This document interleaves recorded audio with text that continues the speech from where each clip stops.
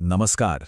आज की ये कहानी एक सच्ची घटना पर आधारित है जो हमारे एक सब्सक्राइबर साहिल ने हमारे साथ शेयर की है। सोचिए, एक लोरी जो सुकून देती है, प्यार की याद दिलाती है, वही लोरी किसी के लिए जिंदगी का सबसे खौफनाक सपना बन जाए तो?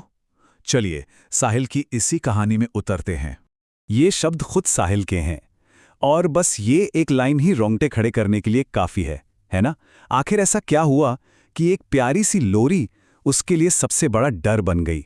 इस सवाल का जवाब हमें मिलेगा साहिल और उसके दोस्तों के उस ट्रिप पर जो वो मनाली गए थे। देखिए, हर ट्रिप मौज मस्ती के लिए नहीं होता। कुछ ट्रिप्स एक कोशिश होते हैं, दर्द को भुलाने की, किसी दोस्त के जख्मों पर मरहम लगाने की। साहिल और उसके दोस्तों का ये सफर भी कुछ ऐसा ही था। ग्रुप में उनका एक दोस्त था, समय। वो लड़का जो कभी हर महफिल की जान हुआ करता था, अपने छोटे भाई की अचानक मौत के बाद एकदम खामोश रहने लगा था। तो उसी को उस सदमे से बाहर निकालने के लिए साहिल, चिराग और अरुण उसे मनाली लेकर गए। बस एक ही उम्मीद थी कि शायद वो अपने पुराने हंसते खेलते दोस्त को वापस ला सकें।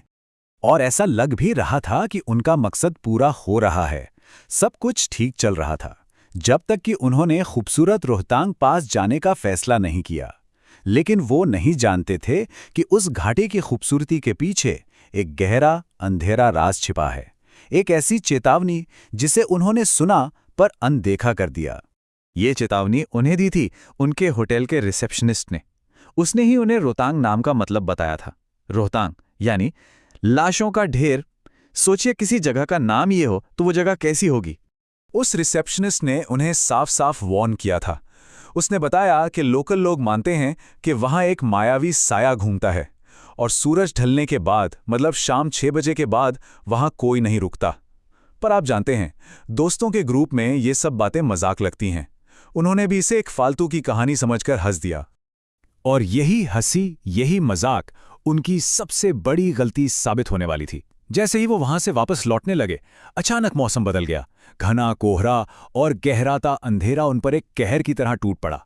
और बस उनका वापसी का सफर एक ऐसे बुरे सपने में बदल गया जिसका कोई अंत नहीं था। वो लोग एक लूप में फंस गए थे। अरुण गाड़ी चला रहा था और लगभग हर 20 मिनट के बाद उन्हें बार बार वही 1 मील का पत्थर दिखाई दे रहा था। मनाली 28 किलोमीटर। पहली बार नॉर्मल लगा, दूसरी बार अजीब, और तीसरी बार उनका डर और कंफ्यूजन बढ़ता ही जा रहा था। उन्हें समझ नहीं आ रहा था कि वो आगे बढ़ भी रहे हैं या एक ही जगह पर गोल गोल घूम रहे हैं। मगर कहानी का सबसे डरावना मोड़ तो अब आने वाला था। जब उन्होंने आपस में बात की तो एक ऐसा सच सामने आया जिसने उनके होश उड़ा दिए। वो सब 1 ही मील का पत्थर तो देख रहे थे, पर उस पत्थर पर बैठा शख्स वो सबके लिए अलग था। साहिल को वहां एक बूढ़ा आदमी दिखाई दिया, तो चिराग को एक छोटी बच्ची, और गाड़ी चला रहे अरुण को एक अकेला काला घोड़ा। सिर्फ समय था जिसने कुछ नहीं कहा। वो बस बेचैन हो रहा था और बार बार कह रहा था कि किसी को मदद चाहिए। अब ये बात शीशे की तरह साफ थी कि वो जिसका भी सामना कर रहे हैं, वो इस दुनिया की चीज तो बिल्कुल नहीं है। इस अजीबोगरीब लूप और इन अलग अलग सायों ने उन्हें बुरी तरह डरा दिया था। लेकिन असल खौफ तो अभी बाकी था। अब तक वो साया बस इशारे दे रहा था, पर अब वो सीधे सीधे उनके सामने आने वाला था।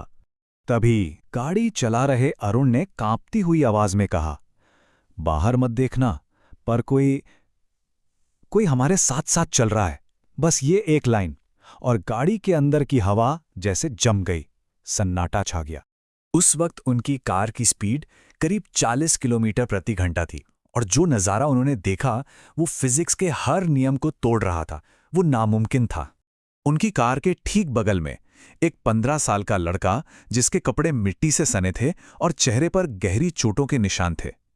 वो लड़का 40 की स्पीड से चलती गाड़ी के साथ आराम से चल रहा था।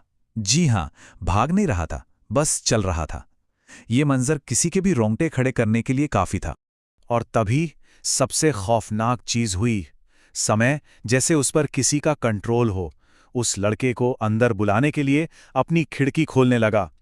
अरुण ने घबराकर सेंट्रल लॉक दबाया ताकि खिड़कियां बंद हो जाएं, लेकिन कार का सेंट्रल लॉकिंग सिस्टम फेल हो गया। उसने काम करना ही बंद कर दिया। किसी तरह भगवान का नाम लेकर वो उस घेरे से बाहर निकले और कांपते हुए अपने होटल पहुंचे। उन्हें लगा चलो, बुरा सपना खत्म हुआ।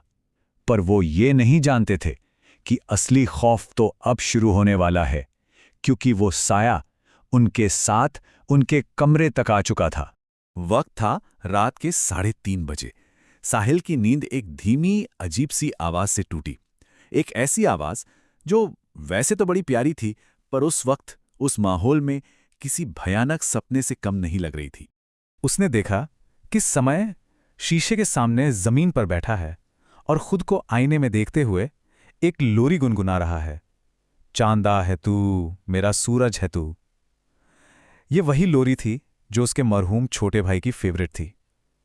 समय तो बड़े भोलेपन से गा रहा था, पर आईने में जो उसका अक्स था वो समय नहीं था, वो कुछ और था, कुछ बहुत भयानक। जो समय कमरे में था वो बिल्कुल नॉर्मल था, लेकिन आईने के अंदर जो था, उसकी आंखें लाल अंगारे की तरह चमक रही थीं। उसकी गर्दन पर ऐसे निशान थे जैसे किसी ने उसका गला घोटा हो, और उसके होठों पर एक ऐसी शैतानी मुस्कान थी जिसे देखकर किसी की भी रूह कांप जाए। अब कोई शक नहीं बचा था, समय के जिस्म पर किसी बुरी आत्मा ने कब्जा कर लिया था।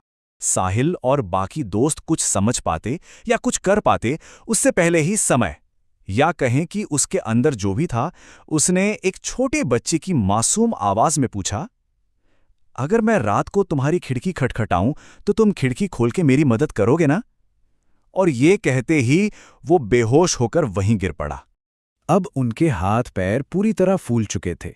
मदद के सिवा कोई और रास्ता नहीं था। उन्हें उस होटल के रिसेप्शनिस्ट की चेतावनी याद आई, और सुबह होते ही वो लोग समय को लेके एक लोकल पंडित जी के पास भागे। पंडित जी ने समय को देखते ही बता दिया कि उस पर किसी बुरी चीज का साया है। उन्होंने समझाया कि उस साये ने समय के दुख, उसके अकेलेपन का फायदा उठाया और उसके छोटे भाई का रूप धरकर उसके शरीर में दाखिल हो गया।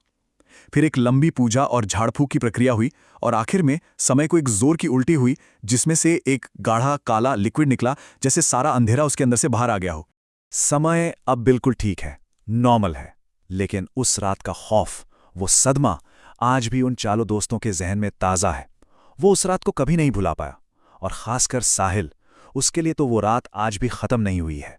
और यहीं कहानी वापस उस एक लाइन पर आ जाती है जहां से हमने शुरू किया था। वो लोरी जो कभी एक भाई के प्यार की निशानी थी, आज साहिल के लिए उस रूह कपा देने वाले साये की पहचान बन चुकी है, जो उसे आज भी सपनों में सुनाई देती है। ये घटना एक सवाल छोड़ जाती है, क्या बुरी ताकतें वाकई हमारे दुख और हमारी कमजोरी को महसूस कर सकती हैं? और क्या वो उसे हमारे ही खिलाफ एक हथियार की तरह इस्तेमाल कर